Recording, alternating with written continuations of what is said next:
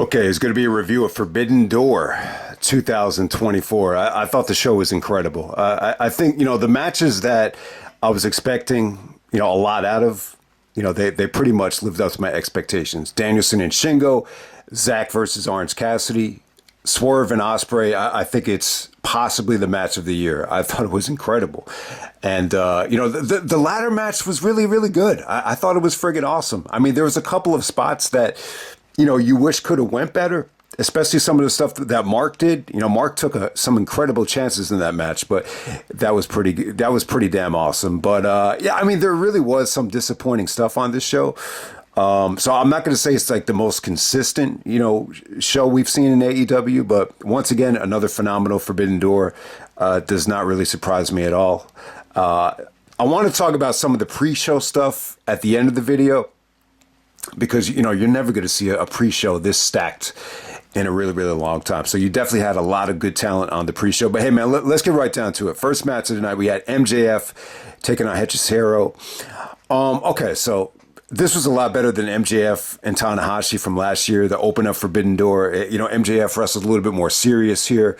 He was over. I mean, they're in Long Island. But I get the point of this, man. They didn't want to put MJF as a babyface against a New Japan talent because he's taken some negative shots at New Japan. I think he even told Punk he doesn't like watching New Japan, so a lot of that stuff has come out. So I thought this was good. MJF definitely was a little bit more playful here, a little bit more comedic. I wish he could have taken it a little bit more seriously, but it was still really, really good stuff. If you haven't seen Hechicero and Danielson from Collision earlier on this year, that's an even better showcase from him. I mean, he's a tremendous submission wrestler on the mat. I mean, he's incredible. Kind of like a mix of Jonathan Gresham and Zack Sabre Jr. just by, his ability to actually just lock in submissions on the mat. And there were some really good rope breaks here. So I thought it was fun. The ending actually features MJF busting out the Canadian Destroyer, the Panama Sunrise, and then following it up with a Brainbuster. You get a little bit of Adam Cole driven offense at the end of the match. That kind of leads me to believe that, they're going to kind of, go back to MJF and Cole, which is kind of weird because it looks like MJF is going to, it looks like he's mixing it up with either Garcia and possibly Ospreay heading into All In. So we'll see what happens there. All right, next up you have the Elite. You had the Young Bucks, the EVPs teaming up with Okada. Okada's entrance was awesome. He got a tremendous response. The Acclaimed come out with Tanahashi. Acclaimed cut a good promo. Great battle rap from Max Caster. He took a shot at Joe Biden, falling asleep on the, debate, whatever happened there. I did not see the Biden debates, but I know it's getting a ton of attention. But yeah, man, it's just kind of sad. But he even took a shot at Okada. He said, I'm going to kill you like you've done Okada's career. And then he dropped the line, bitch, like 25 times at the end of the promo. But hey, man, at least the microphone worked. I thought the promo was good. I think it was one of Max's, best promos in a really, really long time. So yeah, I mean, this was a fun match, man. I mean, the selling point here was you got to see Okada and Tanahashi go at it one-on-one. Visually, it looks like the weakest version of Okada and Tanahashi, but this might have been, is this the first time they ever touched on American soil? I could be wrong about that, but, the stuff between them was actually really good. Once they were just in the ring by themselves, you actually saw a beautiful small package from Tanahashi. The ending with Okada nailing the drop kick and then the Rainmaker, it looks sweet. It looked like vintage Okada. He still looks like he's in his prime, especially when he's next to Tanahashi. The problem is, I just think Tanahashi he just clearly just doesn't look like he's anywhere near, what he used to be. But it was still fun. The Acclaimed and the Young Bucks didn't have the best of chemistry here. I didn't think this match was going to over-deliver the way a Young Bucks match would normally do. But, it was more about the interactions and the personality and, they did some funny stuff with the headphones with Nick Jackson, calling the fans dumbasses. And, there was just a lot of, fun stuff out there, especially with Okada, too. Okada was kind of mocking the Acclaimed and doing his version of, a hip-hop dance. So that was pretty funny. But, once again, I just don't think you got the full potential of Okada at Forbidden Door. But, hey, man, we're going to move on. We got Bryan Danielson and Shingo This is a first round matchup in the Owen Hart Cup tournament. This is the rematch from Dragon Gate USA. Enter the Dragon 2010, which was also in the Northeast. I think that was in Philadelphia. So yeah, you know what, man? Pretty much just as good as the Dragon Gate USA match, which was, Dragon Gate USA's best match from last decade. I think I had it at number one from whatever, Dragon Gate matches did come out at the beginning of last decade. And yeah, I mean, this was great stuff here. I think Shingo still has it. Him and Danielson rocked the house. There was a fight forever chant. Danielson had the kinesio tape on his neck, and I just thought he did some really, really good selling here. There was a crash and burn from Danielson where he missed the tope. Shingo counters it into a brainbuster on the mat outside, and Danielson just sold it like he didn't clear it completely, and might have spiked his neck. So Danielson is just doing some of the best selling of his career, and it almost feels like it's a team effort with the way the referees come out to just check on him and everything. But I would like to watch a Bryan Danielson match where I don't have to fear for his life. But this really did deliver. All right, I want to say this about this crowd. My gut feeling was it didn't really feel like the most knowledgeable wrestling fans. I was hoping this would be more of like a New York City Super Show than a regular Long Island show. It just didn't feel like the New Japan guys were that over, other than like Okada. Like, it didn't feel like Shingo was that over. It especially did not feel like Naito was that over, for whatever the reason. I don't know why. I mean, good news is Danielson had a lot of fan support here. They were clearly like 95% behind Danielson over Shingo. But hey, man, the match was great. I just thought you had some tremendous execution here. Shingo's lariat looked stiff as hell. I love the way Danielson sold it. He didn't like bump hard for it, but just the way he sold it, like he almost like over rotated on it. So I thought that lariat from Shingo was great.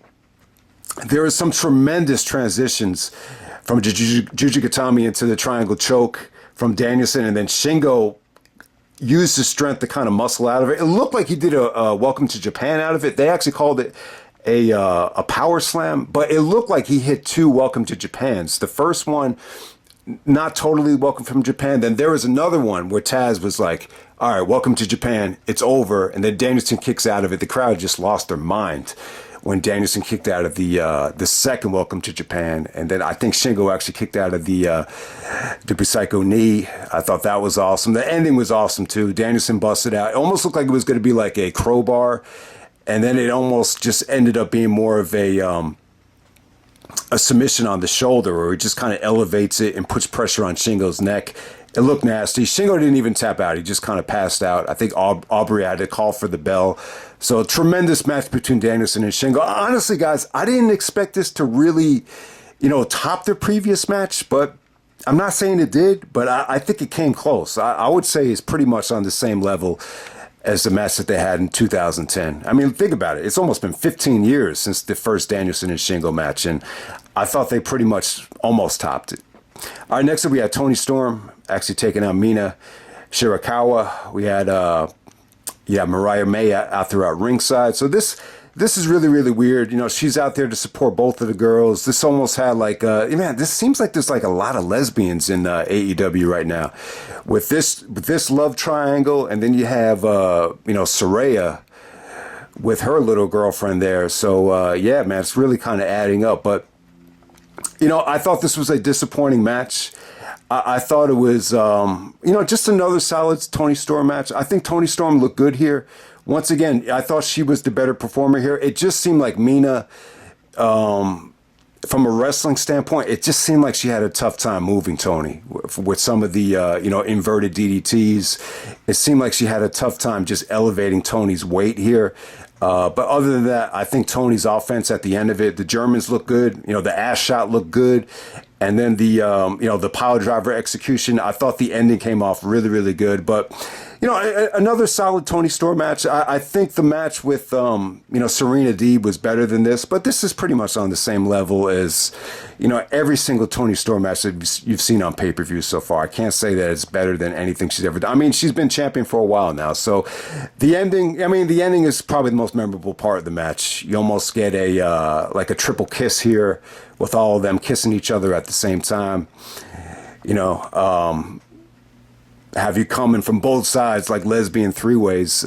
Shout out to John Cena there. I was kind of thinking of that line from Cena while that kiss happened. But we're just going to move on to the next match. We got Sabre Jr. actually taking on Orange Cassidy. All right.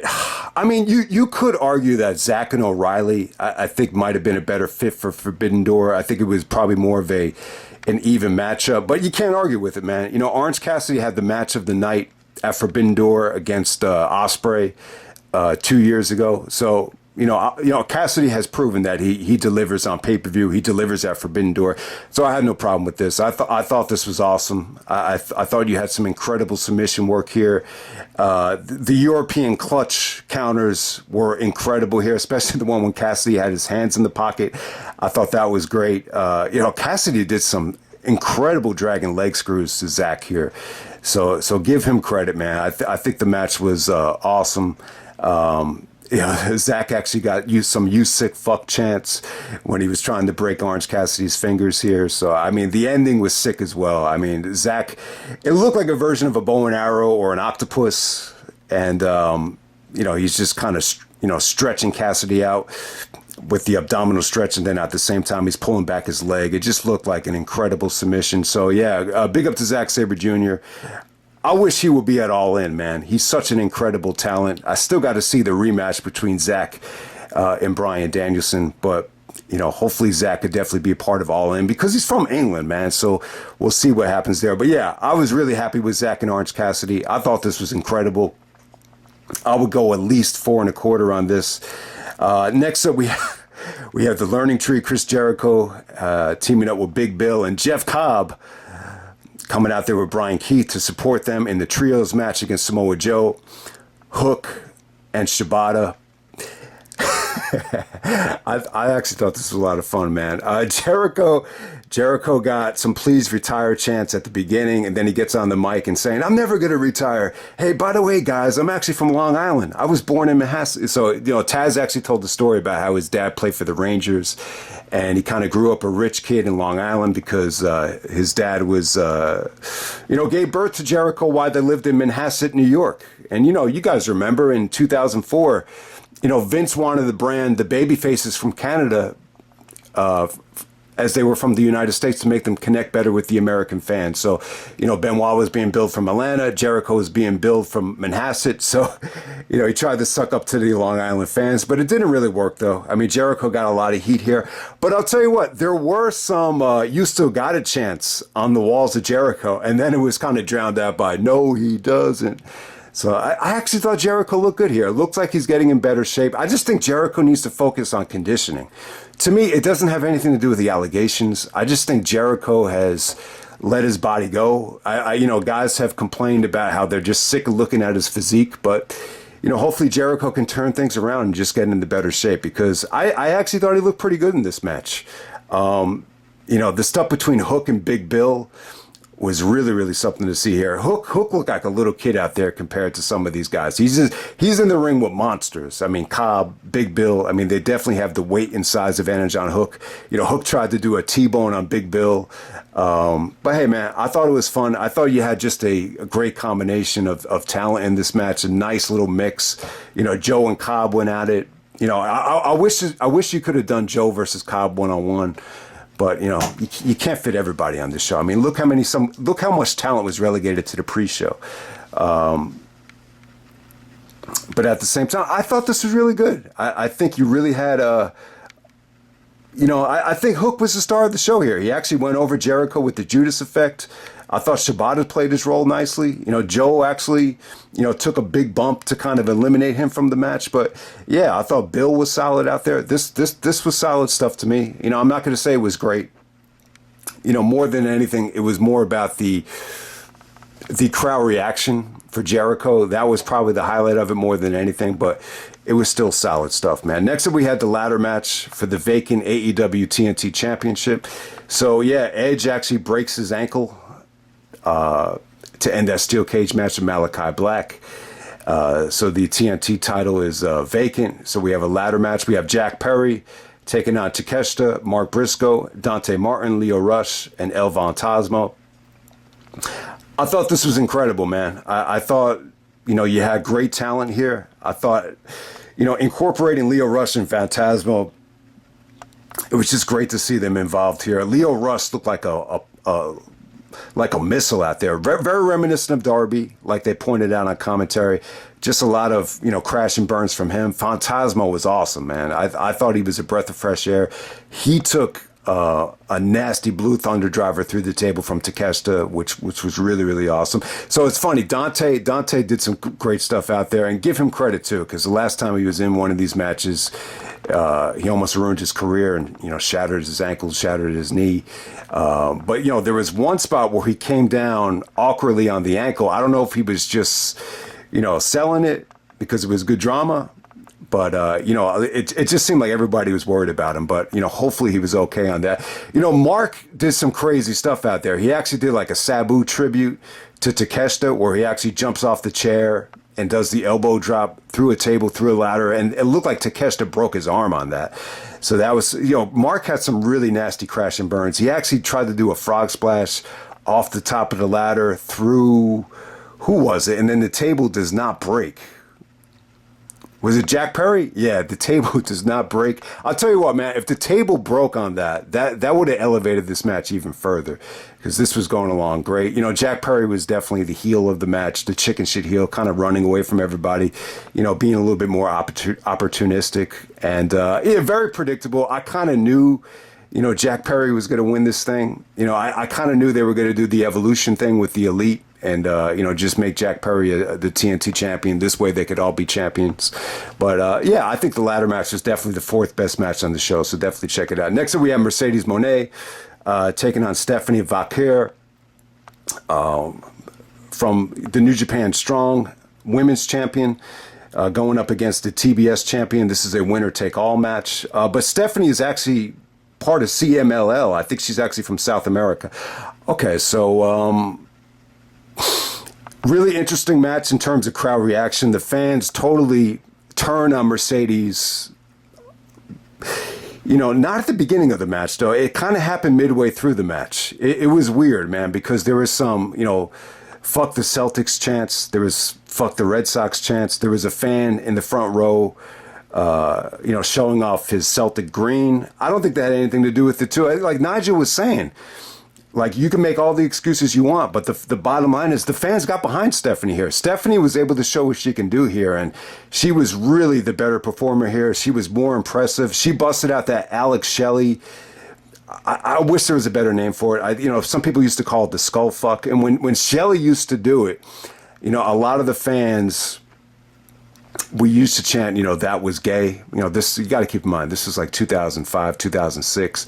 But when a female does it, it actually looked pretty cool. And she actually did it better than Shelley here. So she looked very impressive here. Her meteor, her footwork, just the way she used the ropes. I think Stephanie had a really good, she won over the fans. I mean, that's the bottom line here. And whenever Mercedes locked in the Mone maker, the money maker, the STF, some of the fans started turning on her. They booed the shit out of her at the end of this match. They just really weren't feeling the victory here. I think it was a solid match. I would actually say this was, more engaging than the match against Willow. Mainly because of the crowd, but I also think the chemistry here was a little bit better. I think Mercedes was able to kind of, feed off of Stephanie's moveset here, and it flowed pretty well. I don't think it was a flawless performance by Mercedes. There was a couple of spots that, could have been better executed, but, the ending, you actually see Britt Baker make her big return and, ruin Mercedes' moment. Mercedes holds up both belts to kind of rub it in, Britt's face. But hey, I thought Britt Baker looked extremely hot out there. She looked like she's gotten in even, better shape. I think this could lead to some really, bitchy, promos on the mic. So I'm definitely looking forward to that. But yeah, I think Britt needs to really, focus on just not being the Nikki Bella of AEW, because that's kind of the impression that I've gotten from her. She really hasn't done much since the that St. Patrick's Day match with Thunder Rosa, where a lot of people thought that was match of the year. So I think there's going to be a lot of expectations or a lot of pressure on Britt, and I think her and Mercedes. I don't know how good the matches are going to be, but in terms of from a visual standpoint, it's a hell of a matchup. But I think the promos are going to be more interesting than anything. But we'll see what happens there. Next up, we got Jon Moxley actually taking on Naito for the IWGP Heavyweight Championship. This is the most disappointing match of the night. They go 17 minutes. It didn't really feel like it. All right, the good part about this match is it didn't really go into overkill mode. Naito wins the belt back. And it didn't really, overstay its welcome. Naito kind of just won it, definitively without any, a little bit of controversy though. Moxley, hit the paradigm shift and then a Death Rider. And it looked like Naito didn't even kick out of it. And, after that, like Moxley started bickering to the ref. And he brought out a steel chair. The referee kicked the steel chair out of the ring. It was kind of a weird match, though. Naito started using like this rubber stick to Moxley on the outside. It just was kind of weird, man. And once again, I just don't think this was like a great, Naito performance in the United States. This was not like the Wrestle Kingdom version of Naito. It just didn't feel like this match was anywhere near. I didn't see the match, but just judging from the highlights, it looked like that match that they had in Windy City at the Windy City Classic in New Japan Strong. It seemed like that was a much better match. But yeah, this match with Moxley here, it just, nowhere near as good as the match that Mox just had with Josh Barnett. I don't know if Mox is a little bit fatigued or burned out. Maybe he just couldn't get motivated for this because he knew he was dropping the belt to Naito. Maybe he was a little bit deflated that they didn't get the main event. But I don't think the match was bad. It was just disappointing. I just expected more out of these guys. And, Moxley did not bleed here, so you didn't get Moxley like bleeding like crazy, which was refreshing. But at the same time, I just didn't think some of Nato's offense looked great here. They just didn't treat Naito like the star that he is in Japan. Did anyone else kind of feel like that? So I think the match is disappointing. I'm not going to say that it's bad. I'm just saying it's not like a 4-star match. It's definitely like 3, maybe 3.25. Maybe that type of level. I'm not going to say it's 2. I think that's kind of borderline disrespectful, but I can understand it, though. I mean, if you were there live, I could see how this just felt deflating and flat. The crowd just wasn't there for this for whatever the reason. And they made the right call. I thought maybe this is going to main event because, the IWGP title has main evented Forbidden Door the last 2 years, but not the case. All right, next we have Swerve taking on Ospreay, the main event for the AEW Championship. The entrances were pretty awesome, especially because of Ospreay. He comes out there paying homage to, some of the Japanese wrestlers from the past. I believe Hayabusa, I was going to say Sasuke, but I think it was more of a Hayabusa tribute with the ring attire and the mask. Swerve comes out there with Jim Jones. I'm not a huge fan of Jim Jones. He's kind of I'm not going to say he's a whack rapper, but, he's not exactly, your traditional, New York City rapper. Let's just say that. But he comes out there to support Swerve. And the match was awesome, man. I got to say, Swerve impressed the shit out of me here. This was validation for Swerve. I think it was like the most unpredictable match ever because I really expected Ospreay to go into All In, as the main event because it's his home country. He's the best wrestler in the world. I felt like it was the right time to do it, but no. And I mean, shocked the shit out of me. Swerve retains. I thought if they took the belt off of Swerve here, I thought he was going to be pissed about it. So it doesn't completely surprise me when you think about it from that standpoint, but goddamn, it was awesome, man. I mean, so much drama, so many incredible spots here. I mean, they just busted their ass here. I mean, there is so much great stuff. The most underrated part of the match, and this is going to go under the radar here, there is a springboard Os cutter from Ospreay, and then Swerve actually counters it with his own springboard running knee. That it happened so quick that the commentators couldn't even really break down what they just saw. It was so awesome. Ospreay actually dodges the double stomp on the ring apron. Swerve gives it to him anyway on the table. So if you notice, when Swerve does the double stomp, Ospreay has to kind of just elevate himself just a little bit just so he doesn't break his neck. I mean, it was dangerous as hell. Table doesn't break, but it was still an awesome spot. Swerve actually busted out an angle slam off the top rope. That's the most height anyone's gotten out of the angle slam since Shane McMahon. So give them credit. They didn't call it the Olympic slam or angle slam, but I don't know why, but it came off pretty damn cool. But hey, man, I'm not going to do the match justice. It's hard to say that this is better than Danielson and Ospreay. It really is. But I thought it was damn near, unpredictable as hell and just very, very satisfying. I mean, God damn it, man. Swerve was kicking out of everything. He was kicking out of the Stormbreaker. He was kicking out of the Os Cutter. There was a ref bump right before the hidden blade. Swerve actually busted out his own hidden blade. So, the ref bump, I figured it was going to be either Hangman was going to come out and, cost Swerve the belt. It ended up being Don Callis. Callis comes out there with the screwdriver. He wants Ospreay to use the screwdriver. And then, Nana gets in the way. And Nana was great tonight, man. Shout out to Prince Nana. I mean, what he's doing right now with Swerve, I mean, who would have ever expected, this? But yeah, Ospreay actually threatens to, take the screwdriver and go at Nana with it. So Ospreay, you just had some great drama here. Ospreay was just really, really conflicted.